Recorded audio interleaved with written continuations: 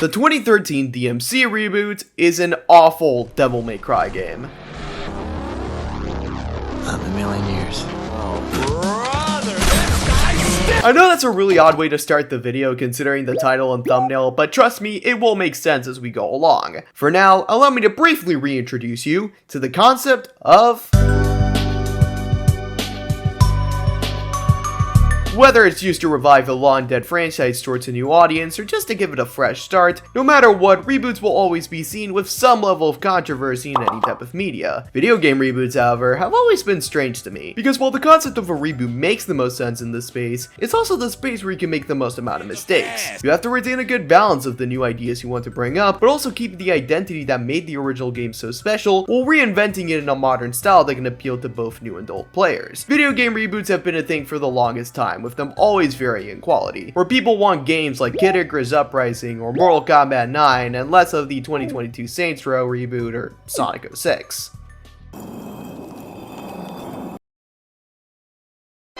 But then there's the rare cases where a game reboot is so disconnected from the franchise it's named after that it doesn't feel like it's part of the same series. Well, it's technically not a reboot, but also kinda is, it's kinda weird. BioShock Infinite is probably the best example I can think of. While on its own, it's a fairly okay game, I guess. What brings it down for me a lot is its attempt to connect itself to the world of Rapture. And this is just discussing the base game, don't get me started on the shit show that was Burial at Sea. But as I'm sure that you've guessed by now, one of, if not one of the most controversial gaming reboots that I've ever seen, is 2013's DMC Devil May Cry. Now, I'm willing to admit that I got pretty late into the Devil May Cry franchise. I've known about it for a while, but unlike most where they say their first game is DMC 1 or any other DMC game, I was the very rare breed that learned about this franchise from, funny enough, PlayStation All-Stars Battle Royale. And look at the rat-faced bastard that made it in. Surely this would be the part where I start talking about how he made me want to play his game and led me down to the rabbit hole that was DMC. But the truth is that I never even bothered checking what game he was from. Like, the guy was fun to play as, sure, but I wouldn't go out of my way to play his game. Eventually, though, I did get around to playing it, and overall, that was fine. I never finished the game, but I found the story interesting enough and the gameplay pretty fun. Then a few years passed, I got around to playing the other games in the franchise, and suddenly the hate towards the reboot started to make a lot more sense. But now we're in the year 2025, a new Devil May Cry adaptation released, and while it's praised by the general public and critics, most fans of the franchise absolutely hate it for stripping away its identity. It's gotten so bad that even hardcore fans started apologizing to DMC Devil May Cry. Now granted, the hate for this game started slowing down over the years, but this is the first time I've seen a collective group praise it or even call it underrated. So I figured now would be as good a time as any to finish the game and see if it's really a hidden gem. Cause surely nobody else has thought about this idea before, right? God, I hate being late to shit.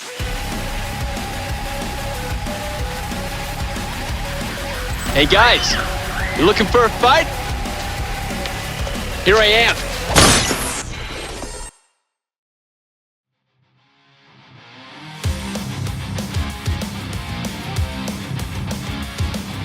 Just like every controversial game, the development of DMC Devil May Cry and the build-up to its release was nothing more than catastrophic. It all started in 2008 with the release of Devil May Cry 4. Despite being incredibly solid and the highest selling game in the franchise thus far, Capcom felt very underwhelmed of its reception considering this was the first DMC game to release on multiple platforms outside of the PlayStation. This was around the time Capcom itself was having a bit of an identity crisis as well, where they felt as the reason as to why most of their titles were flopping were due to the style of their games not appealing to a larger audience outside of Japan, an issue they themselves acknowledged back in 2009. Now to play devil's advocate for a second though, I can't really blame their way of thinking here. The gaming landscape around this time was rapidly changing thanks to the success of games like Call of Duty, Halo, or even the original God of War. People wanted to experience mature looking games rather than what we've seen before. So while I can understand where they're coming from in a business point of view, I can also acknowledge as a consumer that drastically changing the Japanese influence from their games would almost destroy the identity that made so many players love those titles in the first place. Regardless of that, however, one thing was pretty clear to them. They had to change the outlook of their games to appeal to a more Western audience. And thus, the weird Western appealing era of Capcom began, where we got games like Bionic Commando, Dark Void, and of course, DMC Devil May Cry. After enlisting the help of Ninja Theory, a company that at the time was only known for making heavily Sword and like 2 other games, them originally pitching a reboot that was closer to the original series, but later being shut down by Capcom for quote-unquote not being Western enough, and after being rumored for quite a while thanks to a Game Informer article, we got the official teaser for a Devil May Cry reboot in the 2010 Tokyo Game Show. The teaser showed a very different version of Dante that most weren't used to, rocking a completely new design and acting a lot more edgy. In fact, the entire trailer gave off a completely different vibe that didn't seem like Devil May Cry at all. So what did the fans think of this? Well, while there was a small majority that were excited for it, the larger majority on the other hand, the fuck? It looks like a fucking retard. yeah, they weren't too happy about it. So after its initial announcement, Capcom decided to step in and basically try to do damage control, so a lot of the planned narratives like Dante's original backstory were cut entirely, and a lot of the edginess shown was toned down. Not all of it, but we'll get to that in a little bit. Unfortunately for both developers, the damage of the teaser trailer had already been done, and it would continue even further up until the game's release. Not helping either were the responses that were given about the game by Ninja Theory themselves. From the game's chief creative Tahim Antoniades' I don't care attitude regarding to the criticism given to them, even going out of his way to say that he doesn't care whether the game sells well or not, to that one weird art showcase they did where they compared Dante to Dane DeHaan's character from Chronicle, and even the announcement that it wouldn't run at 60 FPS at launch, the game was looking to be a complete disaster. Once the game released in 2013 though, critically it did fairly well, and then 2 years later they released a definitive edition of the game, which is only available for PS4 and Xbox, which basically fixed a lot of the gameplay related issues the game had, and included all of the DLC. Funny enough that it released around the same time DMC4 released its own definitive edition to modern consoles. Wonder if that means anything. Probably isn't too important. By far, one of the weakest aspects about this game has to be its story. It follows a lot of the beats that were present in the original series. A demon warrior by the name of Sparta falls in love with a woman named Ava, although this time she's an angel instead of a regular human. His spoiled brother Mundus will later kill Ava, and Sparta's children were inevitably separated as the fate of their father would be unknown. In this game, Mundus is in control of the world alongside his mistress Lilith, using propaganda from the media and, evil Mountain Dew to brainwash the masses, I guess? Then we get introduced to Dante, a 20-something-year-old who's been fighting demons his entire life, and who finished having sex with 2 chicks in the trailer who lives down by the river, really showing the audience how cool and mature this guy is. This ain't your dad's Devil May Cry. If you don't like it, take your sensitive ass back to DMC 2. Anyways, then he gets a knock at the door and we meet Hot Topic wannabe number 27, aka the main love interest in this game and the newly introduced character to the franchise, Cat. Dante then gets teleported to Limbo, the land between the real world and hell. He gets attacked by a bunch of demons. He kills a big guy that was chasing him. He escapes Limbo. Cat asks him to meet her boss, and he agrees to do it to repay her for helping him throughout the first level. All on the way, she explains that she's part of a group titled The Order, an organization dedicated to exposing the corruptions of the world and the demons that live within Limbo, with the leader of the group being Vergil, Dante's long-lost twin. After regaining his memories and getting a pep talk from Vergil about how they're both the only beings that can stop Mundus, Dante agrees to help him, and the rest of the game focuses on the group taking down each of Mundus' minions one by one. From a succubus that can make evil Mountain Dew, to a demonic parody of Fox News and Bill O'Reilly, and even Mundus' aforementioned mistress who's pregnant with his child. The world is at last your bitch, as am I. Okay, let's just get this part out of the way. The dialogue in this game is trying so hard to sound cool and edgy that it just ends up sounding really corny. And listen, I know that the original Devil May Cry had its own nonsensical stuff to it, but the dialogue at times feels like it was written more or less to shock the audience if anything. It's like a kid who wants to sit down at the adult table for Thanksgiving after learning what swear words are. And this is apparently the toned down version of the game. God knows what exactly they had planned. That said, the story itself was fine. DMC games aren't exactly world renowned for its storytelling, so a simple story here is more than serviceable, as the main focus is on Dante's character development, which we'll get into shortly. Outside of the dialogue, another issue that I have is that sometimes the pacing can be a bit off at times. Again, this ties a lot to Dante's development, but also on other events of the story as well. For example, in the Bob Barbas set of levels, there's this one character you have to help out called Phineas, who seems like he might be important throughout the rest of the game, but outside of having a talk with Dante about their perspectives on demons, helping him unlock his devil trigger, and somewhat teasing Vergil's true intentions, yeah, he never shows up in the game again.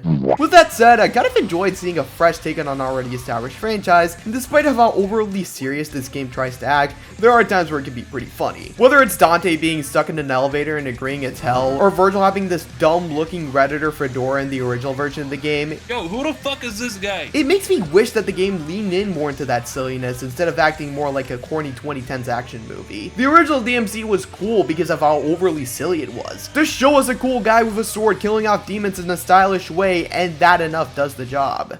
Speaking of which, I guess I should talk about the cool guy with a sword. The original Dante practically embodies the core personality of the Devil May Cry franchise. Although coming off as wacky woohoo pizza man, he's far more of a fleshed out character than people give him credit for. Despite being someone who has lived through so much trauma, he doesn't let that consume him. He strives to help others whenever he can with the confidence to back it up. He's not the deepest character in the world, but damn it, the man has style and he's not ashamed to show it off. On the other hand, however, we have DMC's version of Dante, who the internet has dubbed Dante.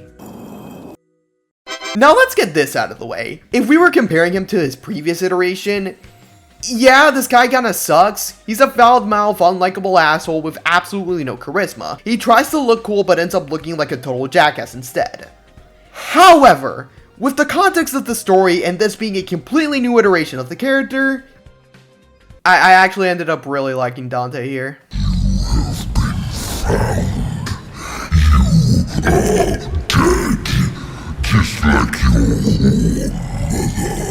Or mother.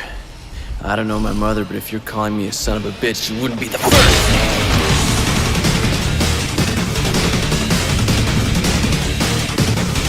Oh, Dante, el exterminador de demonios, Sparta. The internet sure has treated you like shit for a full decade and a half now. Some of it being earned, but some of it isn't. A lot of the issues that people have with him has to be his design, overall attitude, and his character arc. The design aspect is fully subjective, so you can come up with your own conclusions with that one. I personally like it, but that's besides the point. But I can make some arguments in regards to the latter two issues. People back in the day hated Dante because for a good chunk of the game, he acted like a dick and was rude to anybody that he interacted with. And that's kind of the point. Most of the footage people show of Dante being an asshole come from the first two levels of the game where he's meant to be a dick. He grew up without a family in an orphanage overrun by demons that tried desperately to make his life a living hell, and he often doubted his own humanity, so him being a prick isn't surprising. In a way, you can almost compare Dante's arc here to be similar to his arc in Devil May Cry 3. Sure, the way it's handled is completely different, no shit, but it portrays his change from an asshole who cares little about humanity to a hero. The only difference here is that he's a little ruder and he says the fuck word.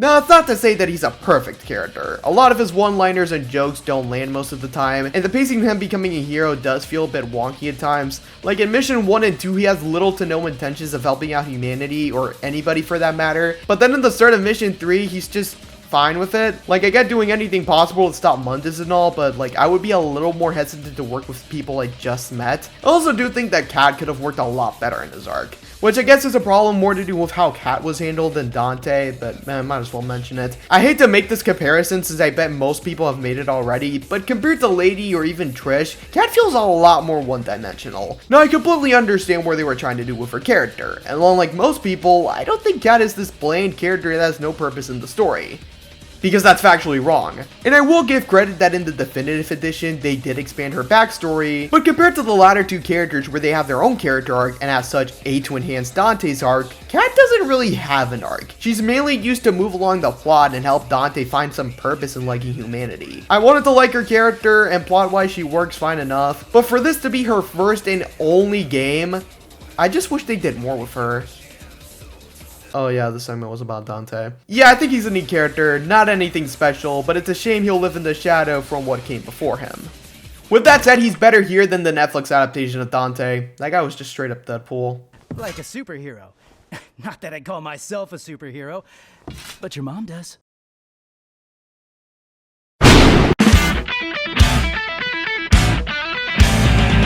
Alright, so for a video titled In Defense of DMC Devil May Cry, for the most part, all the things I've talked positively can be boiled down to, I think the story is fine. Or, the hate towards Dante is over-exaggerated. So I guess it means it's time to talk about something I enjoyed a lot. That being the best aspect about the game, it's gameplay. First, I want to dive into the level design, because while everybody gives the game its flowers for its combat, which don't worry, we'll get into, the level design in this game is something I don't see talked about enough. Throughout the majority of the game, as you progress through different parts of the world, you'll be heading into Limbo, which is a distorted, more nightmarish reality to the level you're in. For example, Dante in Vergil's destroyed childhood home regains the form it had during its peak before crumbling down into pieces. The pier at the start of the game turns into a haunted carnival, Lilith's nightclub turning into this weird musical area that abstracts the further you go. Every level here is different from each other, and aside from maybe 2 levels, every level manages to be incredibly solid. You can almost consider Limbo itself to be a character, as it actively acts like an antagonistic force that either blocks off previously clear paths, or straight up tries to kill you. And even with that, while the path for each level is pretty linear, there's enough space that welcomes exploration, which in return rewards you with either a lost soul or a key for a secret level. With all this in mind, I genuinely have no problem saying that this game has the best level design in the entire DMC franchise.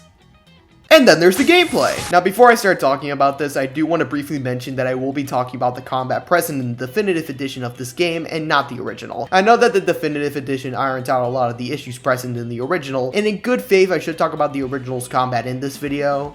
But I'm gonna be so honest, I do not feel bothered to buy this game on Steam just to play it again for this video. Anyways, the combat.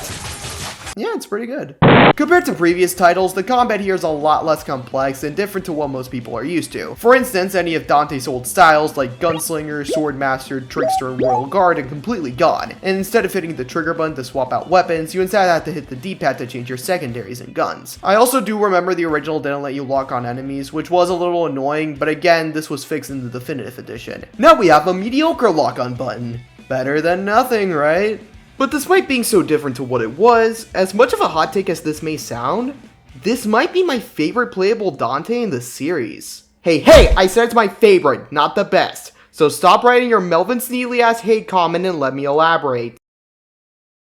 Hey, if you still disagree, leave a comment down below though. Great engagement for the video. Now when I say that, it's not to hate on the previous and current combat style that Dante has. It's because of that complexity that makes him a really fun character to play as to begin with. He's one of those characters that's really hard to master but feels really satisfying once you get the hang of his playstyle. With that said though, you also gotta remember that this reboot was gonna be the first Devil May Cry or hack and slash game somebody would play, so overwhelming them would probably turn them off from playing the game in the first place. So I don't think a new approach towards the combat was necessarily a bad idea.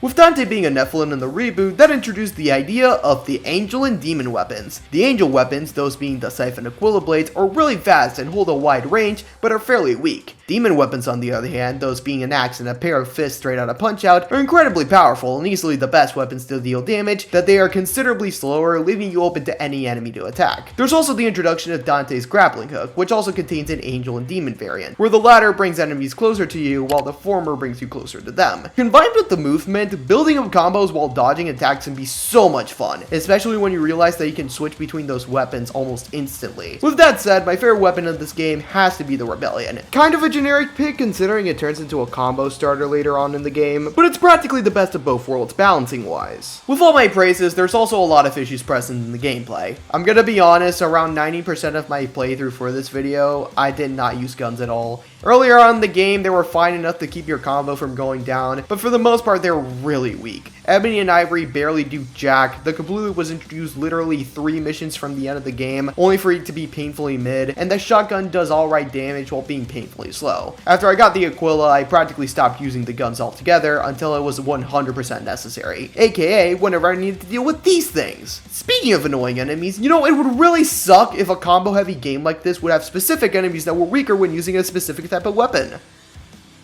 You know what? I'm not surprised. Ladies and gentlemen, allow me to introduce you to the color-coded enemies. As you would expect with their red and blue color palettes, if you use the weapons of their respective colors, the more damage they take. There's only like a few enemies with these types of variants, but good god do they halt any type of momentum you previously had when having a combo, and this is only with the definitive edition. The original had you fight them with either the angel or demon weapons only. How people tolerated that shit for so long is honestly beyond me. Then there's the devil trigger. It sure does exist. Design-wise, it looks fine, I guess. But all around, it's just so lame. You activate it and you slow down time, and the enemies go to the sky until the ability runs out. And that's it. All things considered, it's just really lackluster. Finally, we have the bosses. They're fine. There's only 6 of them, and I argue 2 of them are pretty good while the rest are just boring. The Hunter is the first boss of the game, so naturally he's really easy. The Succubus is boring, is only known for this. You don't look a day over 12,000. Fuck you! Fuck you! Fuck you! Mundus' spawn is just a really weird fight all around, and Mundus is probably one of the worst boss fights I've ever fought in my entire life. You know, for the guy who's been an overarching threat throughout the entire game, you'd think that he would make for a really cool boss fight, or at the very least a challenging one. He's neither and looks like garbage. But hey, at least this one's pretty funny. I am Mundus. You're an asshole! As for the good bosses, we have the Bill O'Reilly parody, Bob Barbas, who, while yeah, gameplay-wise he's nothing more than a giant head, he's easily the best looking boss in the entire game. The little platforming segment you have to do before the fight was really creative, and the segments where you have to fight enemies in second person as if you were being recorded by a helicopter camera is really cool. But as you would expect, by far the best boss in this game has to be Vergil. Oh yeah, Vergil. I haven't mentioned him much in this video, have I? I guess I should change that.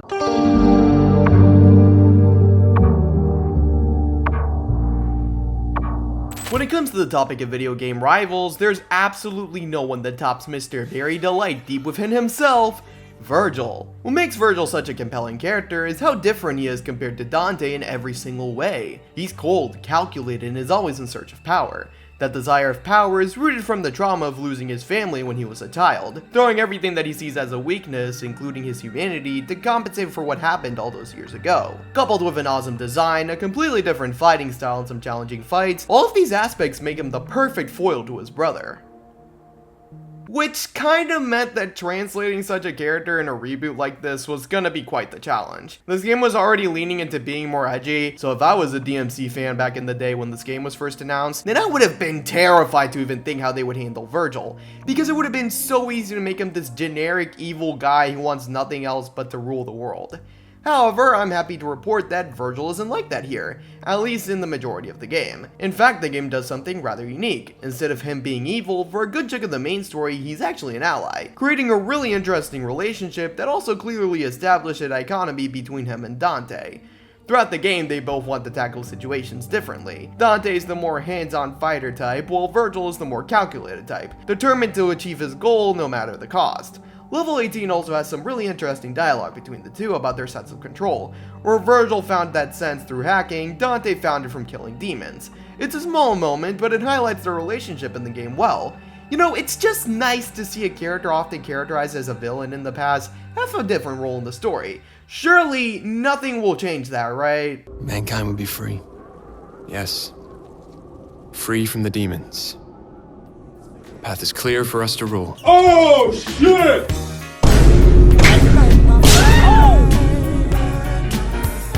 Milton, I want to be a doctor when I grow up. Nigga, did I just catch you on the B shit?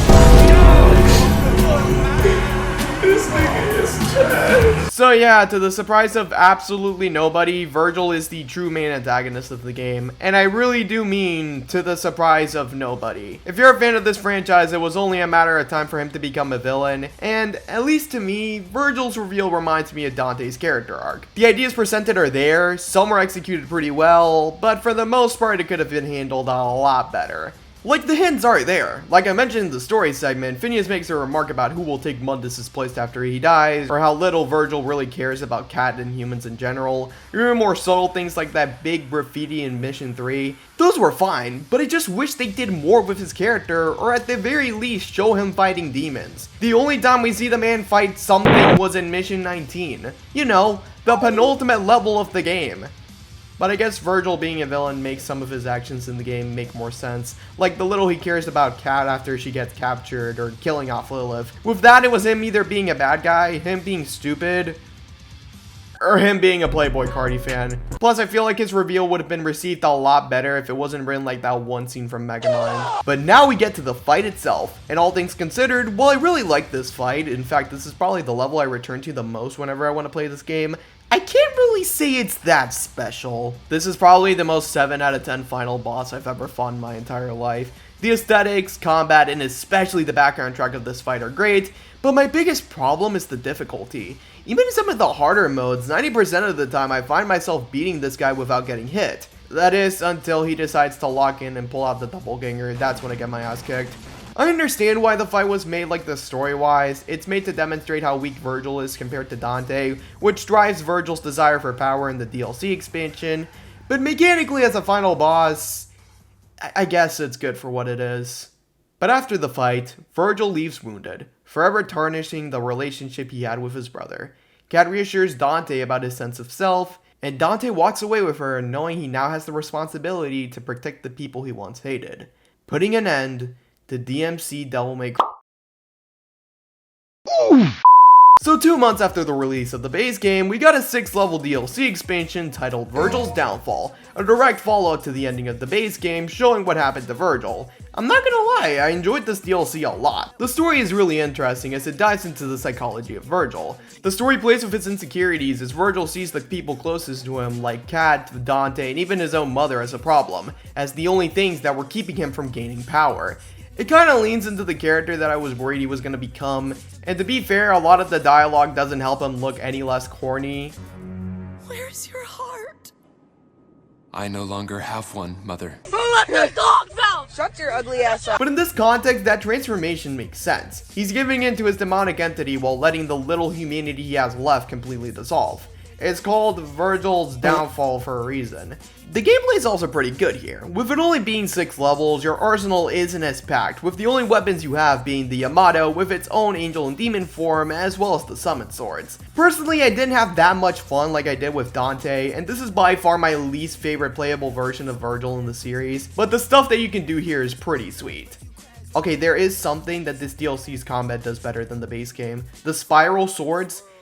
Lord, stringing up combos with them feels so fucking awesome. One huge prop that I gotta give this DLC though has to be its originality. Every time Vergil is made playable, his levels are just the normal levels from the base game, and that's it. Here, while it may just be 4 levels, a boss, and a repeat level, it's just nice to experience a Vergil original story.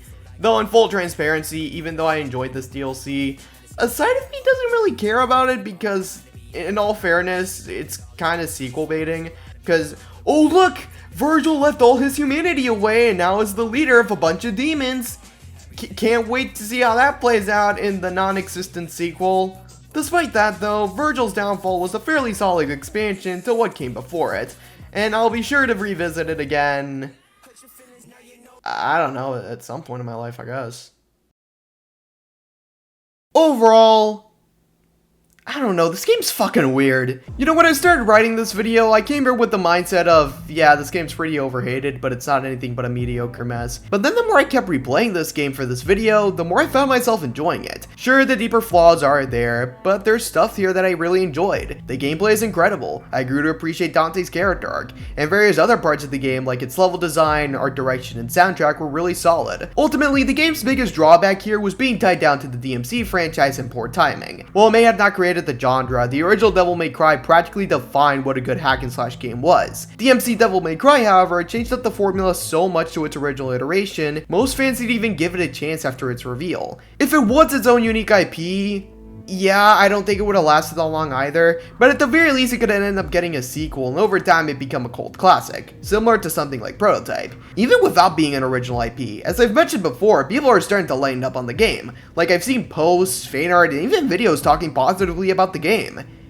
There's an almost 8-hour video defending this game, and then like a 2-hour video following up that 8-hour video. Jesus fucking Christ. Are we ever gonna get a sequel to this game? No. And it's not just because of the game's reception. I just think that everybody involved with this game just moved on. Capcom has been doing pretty decent with its games over the last few years. Ninja Theory started helping out on projects such as Disney Infinity 3.0, until eventually landing success with Hellblade 1 and 2. And as for the Devil May Cry franchise, as I kind of alluded to in the history segment, with the release of DMC 4 Definitive Edition, it was inevitable that the franchise would return to its previous canon. And in E3 2018, we got the trailer of Devil May Cry 5. Which, even though it is a flawed game in some areas, was an overall really good title, and it ended up being the love letter that so many fans were hoping for.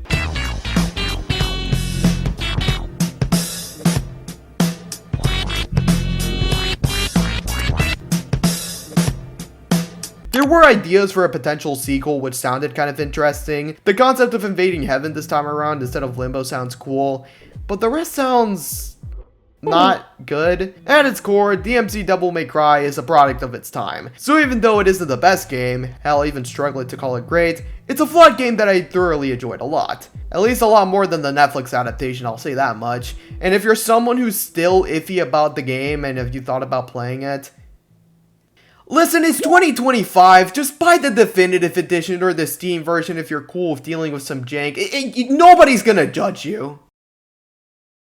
Anyways, this has been Manuel D, and this video took so long to make that I decided to end up remaking my stills for no reason. The world is at last your bitch.